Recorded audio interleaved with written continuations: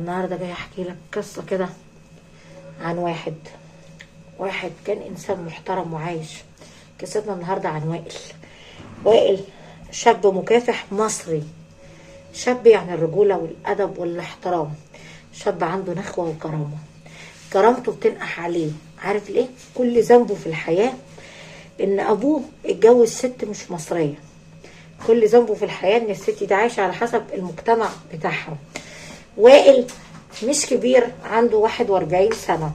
اوكي، طبعا وائل مسافر دولة ما ينفع نذكر اسمها. طيب وائل تعالى احكي لك امه عايزة ايه منه. ابوه كان راجل غني كتير، عمل اموال وعمل ثروة حلوة، كان راجل مكافح وعنده كام شركة وكام مصنع. طيب اتجوز الست دي مش مصرية، اوكي، ست بتحب المصريين. فطبعا اسمع قصة وائل. امه اكنها مرات ابوه، الام اللي خلفته من بطنها. اعرف ازاي عايزة تاكل الاموال وازاي بتزق ناس عليه عشان يخلصوا منه. السلام عليكم ورحمة الله وبركاته. وحشوني يا احلى جمهور، يا احلى ناس دعمت الست المصرية، الناس اللي بتحب هناء اللي خدت لقب مصر. هناء هرم مصر، تنزل تحط لايك وكومنت حلو كده وسبسكرايب، وبلاش تقلدونا عشان اللي بيليق على هرم مصر ما يليق عليكم. الناس اللي بتحب الاسطوره على حسب انت حبيتني يا باشا بأنا عيونك الحلوه اللي زي السكر، ولا بتحب البرنسيسه هناء؟ انت بتحب مين فيهم يا ولد؟ يلا جاوب على سؤالي وقول لي انا بحبك يا برنسيسه هناء. طيب وانا بحبك يا صاحبي. صاحبي اتحايل عليا كتير وقال لي زعل منك يا هناء. زعلان مني ليه يا صديقي؟ انا ما احب اجرحك وما احب ازعلك. انا ست بحب احترم الناس، ما احب اجيب سيره الناس لما بيطلبوا مني. اوكي، قال لي هناء انت ست ما ينفع تفوتي الفرصه. قلت له اتفضل يا صاحبي. قال لي انا طالب منك طلب واحد، اطلعي احكي حكايتي. شوفي الست دي بتعاملني ليه كده يا هناء، ارجوك. قلت له انا بحترمك، ما ينفع اغلط واجيب سيره امك. قال لي ايه؟ اي ابوس ايديكي، طب ارحميني يا حلوه، واطلعي احكي حكايتي وقولوا لي رايكم ايه في التعليقات. ليه الدنيا ظلمت صاحبي، وليه الام بتتصرف؟ كل ده عشان صاحبي عنده مكان عايش فيه. قالت له انا ما ينفعش اعيش في مصر، انا ابغي اعيش جنبك عشان انت ابني. قال لها وعشان انت امي ما اقدرش انزل منك يا ست، انت امي وما عايزك تسافري. قالت له دي دولتي ولازم اسيب مصر، خلاص جوزي سابني وقابل رب كريم. اسمع بقى يا باشا، اسمع وانزل ارزع على اللايك وقول لي يا هناء انت فنانه. هقولك ما تحرم منك طالما انا فنانه. لو بتحب احلى علوم مصريه هتنزل تحط لها لايك وكومنت حلو، والراجل فيكم هينزل يقول لي هناء عينيك النهارده حزنانه. انا الصراحه حزينه، عليا النعمه، انا حزينه. الجهاز وقع على وشه ماشي، ودي حاجه مزعلاني. فاكرين ما عملت المقطع في الصلاه واللينج لايت مقطوم؟ هو من ساعتها التليفون مش مظبوط. رحت لواحد قلت له بقول لك ايه؟ قال لي قولي. قلت له ينفع وحياة العيون دي تركب لي سكرينه؟ قال لي لا ما ينفعش، ما عندي سكرينه تمشي على الجهاز ده. قلت له ماشي، اللي انت شايفه اعمله، اللي انت شايفه. سامحني بقى صاحبي، ما كنت اجرح في البشر. صدق يا باشا انا عندي طبع واحد، ما ينفعش واحد يبقى حكي لي سره اطلعه بره، بس ما اعرفش بقى، اترجاني قال لي حرام عليكي يا هناء، حرام عليكي اطلعي بقى يا هناء. قلت له حاضر هطلع قريب وابقى ملكة الساحة. اسمع الست اللي مش محترمة بتعمل ايه، ماشي؟ النبي يا صاحبي ما تزعل مني، انا ما حبيت الا انت وبحترمك لانك اخ محترم وعزيز عليا. طبعا راحت تعيش مع وائل وايه بتلعب لعبة تانية خالص، تنزل تخرج وتسهر وتسكر، فاتحة صالون حلاقة، صالون بتاع شعر كوافير بالمصري، بيتو سنتر. طبعا صاحبي زعل كتير يقول لها لو سمحت يا امي. بدأت ازاي؟ ان هي قعدت معاه لان المسكن هناك غالي كتير، غالي يعني يعمل كتير اموال، بالمصري ممكن يعمل زي 50,000 جنيه في الشهر مصري او 60 وفي ب100,000 جنيه مصري. المهم قال لها يا امي ارجوكي انا مرضيت ازعلك مني وقلت اقعدي معايا، بس عايزه تقعدي يا امي اقعدي باحترامك وادبك، ما تخلي الناس تعمل لي نسخه ويتكلموا عليا. قالت له لا انا اعيش يلا براحتي واطلع وانزل براحتي. طبعا كل يوم تجي له الفجر، تجي له في مواعيد ما ينفع المواعيد دي حد يجي فيها. طبعا هو كان قلبه حاسس ان هي بتعمل علاقه مع حد، كل يوم تقابل حد، كل يوم تمشي مع حد، فدي حاجه خلي بالك بتضايق نفسك البني ادم ان امه تبقى ست كده، بس هي عشان صغيره شويه ومتدلعه وشايفه جسمها وشايفه نفسها، فطبعا ما احترمتش سنها. اوكي، يعني انا ممكن تديني سن مش بتاعي، اوكي، ممكن انا اكون اكبر من انت السن اللي انت بتقول عليه، اكون مهتميه بشكلي ومظهري وشعري والكلام ده كله. المهم الست عملت ايه هانم؟ الست هانم قالت ايه؟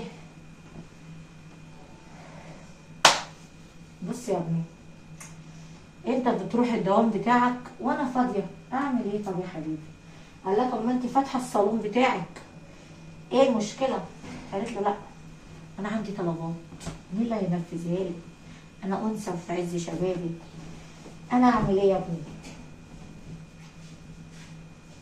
لا حرام عليك والله، حرام عليكي، طب ارحميني يا دنيا ليه؟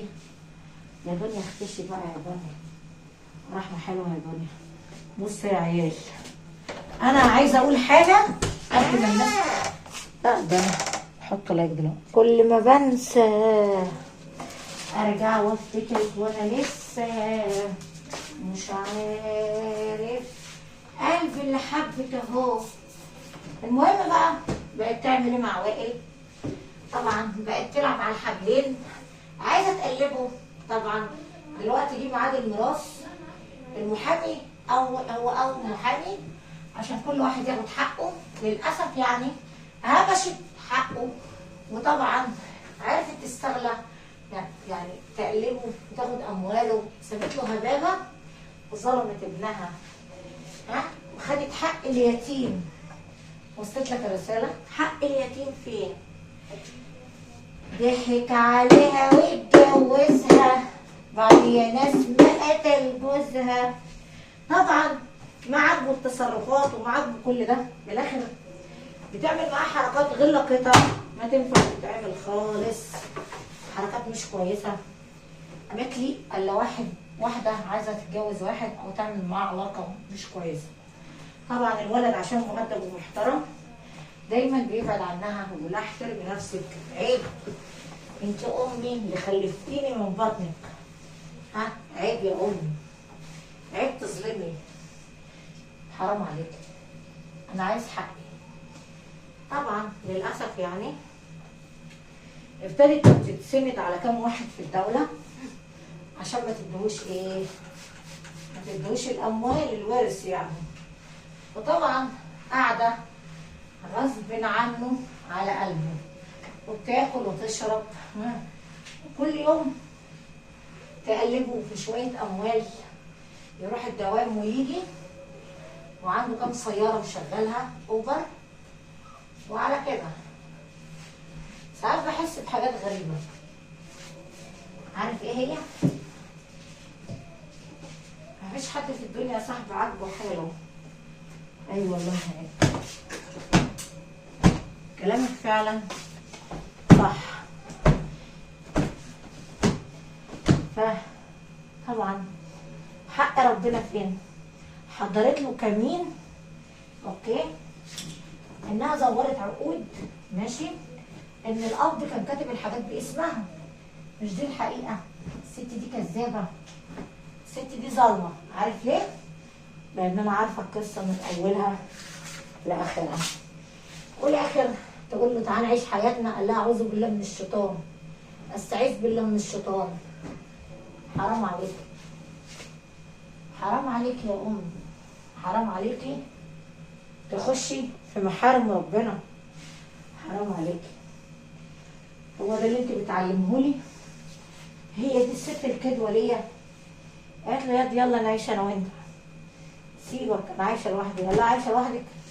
اما انت كل يوم بتيجي سكرانه، كل يوم بتشربي وتيجي.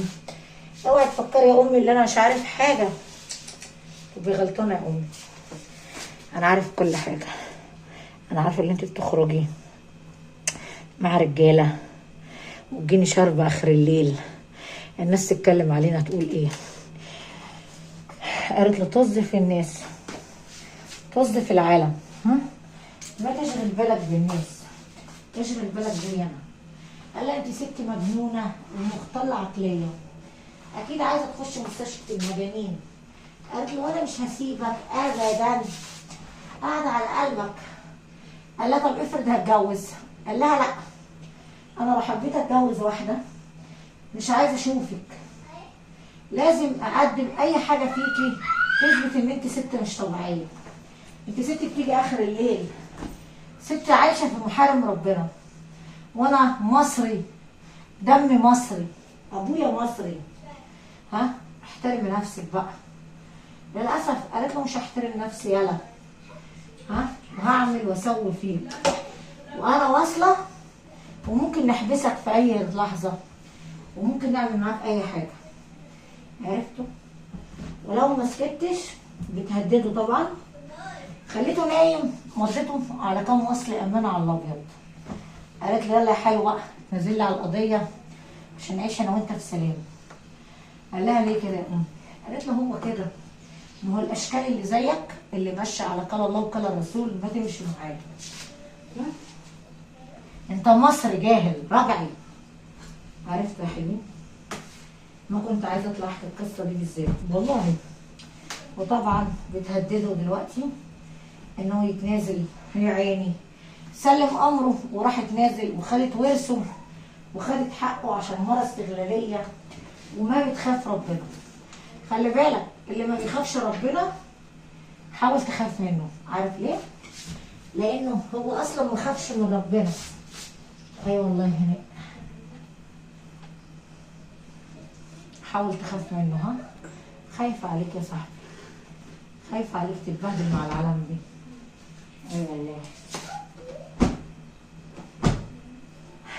فهي دي الرساله اللي انا عايزه اوصلها لكم.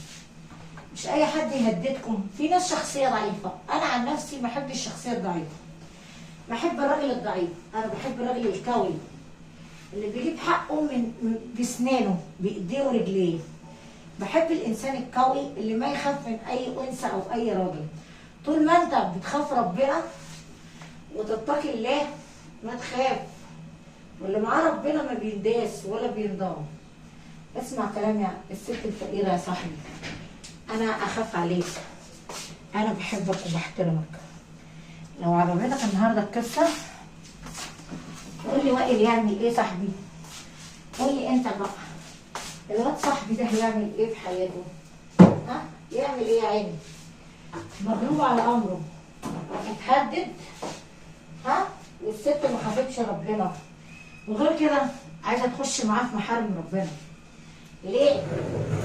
هي الدنيا حصل فيها ايه؟ ها؟ ودي قصه بحكي لك عن مصر، عن يعني عن الاسر المصريه ان فيها ابطال. مصر فيها ناس محترمه كتير ما يبغوا قله الادب ولا يخش في محارم ربنا يا صاحبي. عرفت صح؟ ناس بتخاف، في ناس كتير بتخاف من ربنا، ما تعصي ربنا ابدا. في ست خلاص الشيطان اتملك منها يا صاحبي، واللي الشيطان يتملك منه ايدك منه والقبر. يعني خلاص سلم نمر، فهمت؟ انا خايفه عليك، اوعى الشيطان يوزك، اوعى تسلم نفسك للشيطان يا صاحبي. بعدين ايه الدنيا وربنا يغضب عليك. ليه توصل نفسك لغضب ربنا؟ ليه تخلي ربنا يغضب عليك؟ وانت كنت انسان نظيف وشريف. اي والله هناك كلام الجون طبعا. انا بوعيك اوعى الشيطان يوزك. امك ثم امك ثم امك، معلش ما تزعل منها، الجنه تحت اقدام الامهات. لو عندك ام محترمه وطي بص ايدها وراسها ورجليها. لو عندك ام شريفه خافت ربنا يبقى لازم يا صاحبي بسرعه توطي تبوس رجليها وايديها. في نسوان كتير ضحت بحياتها عشان ولادها وعشان تعيش بالحلال يا صاحبي. الحلال مفيش احسن من الحلال يا صاحبي. اتقي الله، اتقي الله يجعل لك مخرجا. اتقي الله اتقي الله اتقي الله. ربنا ما بيحب العبد اللي بيغضب ربنا. معلش لو امك كده عقلها ربنا قادر يهديها، بس اوعاك تخش في محارم ربنا وتعاصي ربنا. انا خايفه عليك. هتقابل ربنا تقول له ايه؟ يا رب انا عصيتك معلش سامحني. هي دي قصتنا النهارده، كفايه لحد الحته دي عشان ما احب اجي على الناس وما احب اظلم الناس. عرفتوا؟ ما احب اغلط على حد. انت قول لي رايك ايه؟ النهارده هناء بتحكي لك قصه، خلي بالك عشان اي حد ممكن يمضيك وانت مش دريان وانت واثق فيه، بالذات اللي منك.